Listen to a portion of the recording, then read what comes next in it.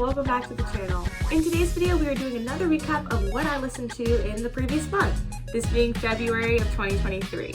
Now, this month was kind of a shorter month, so I kind of didn't have as many songs that I listened to, or I should say as many different types of songs or different artists. I didn't have a lot of time this month to explore new stuff, but I did have a cool collection of stuff, so I figured let's just get right into it. The first song I'm going to be talking about today is Body Better by Maisie Peters. If you've been watching these videos, you know I am such a sucker for Maisie Peters. She's amazing. Her new album she just announced is coming out over the summer, so I'm so excited for that. But this song came out technically at the very end of January, but I decided to include it in the February playlist because that's the month that I was really listening to it and getting into it. Amazing song, talks about body image issues, love it so much. Next, we get into Paramore. Now, Paramore released a new album this month, so I pretty much listened to the entire album and loved the entire album. I included them as separate entries on here, but I'm just going to sort of speed round my thoughts on each of the songs. C'est Comme Ça, I didn't like as much as first, but after listening to it a bunch, it's just super catchy and I really enjoyed listening to it. Running Out of Time also was another one that was like kind of right after their like singles that they released in the albums. Running Out of Time, definitely another one that I think like was enhanced by the music video that also was released this month for it. I really liked it the more I started listening to it and it was so good. Big Man Little Dignity, I was not really expecting this kind of song from them. I haven't listened to a whole lot of like Paramore, but it was definitely a lot less like upbeat, but I still just, the vocals on it are so pretty. Hayley Williams did such a great job with singing like all of her songs, but especially this album, she's just such a good job. You First is a lot more of like a kind of, not grungy, but a little bit more like rock heavy track, so it isn't necessarily my favorite, but I do like how intense it is, and it is like, for people that love kind of like older Paramore, I hear that this song was like kind of similar to that. Figure Eight, I love this song so much. I was listening to it on repeat a lot, so good. Liar, again, was another like really slower song, and it's a lot longer than some of the other tracks on the playlist, but again, it's so beautiful, so like hauntingly like beautifully done. Love it. Crave is probably like one of my favorite songs in terms of like theme. I just feel like I really really relate to this song, and just like how you feel like there's just this like moment that you are so happy but you know that it's not gonna last. Like I really like that feeling.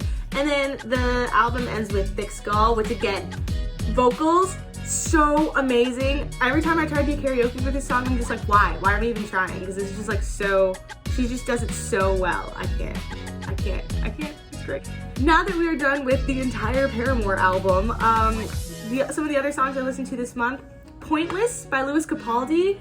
That music video is so sad, and I cried when I watched it the first time. I was just like, oh my god. Especially because I think a lot of the songs that he got famous for were about like his like romantic relationship. And I think this song is still about that, but the music video gives it like a different context, and it gives it more about like familial relationships. So I love that you could put that twist on it and have like a whole new layer of meaning with the music video. And I listened to Happy by Minsky. Again, last month I listened to a lot of Minsky, and I think this month I was trying to get more into some of the stuff she was doing. I also listened to Burning Hill by her, both really good. Again, the music video for Happy though, amazing. Like it's such a story. She is somebody that I said last month, and I'll say it again, like her music videos tell a story that that elevates her music, but it also can just act as like a short film on its own. Like it's so, I love it. It's so cinematic, it's so unexpected, and it was like, it caught my attention, it captivated me.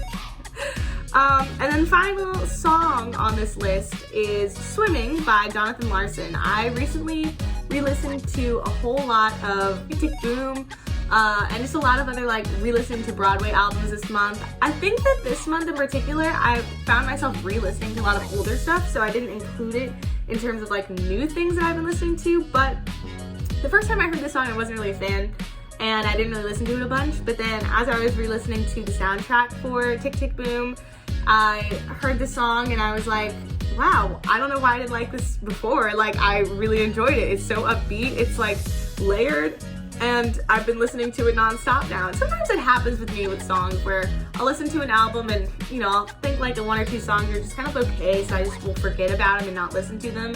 And then when I go back and listen to them like months later, or even sometimes years later, I'm like, wow, I can't believe I didn't like the song or like didn't think about the song at all.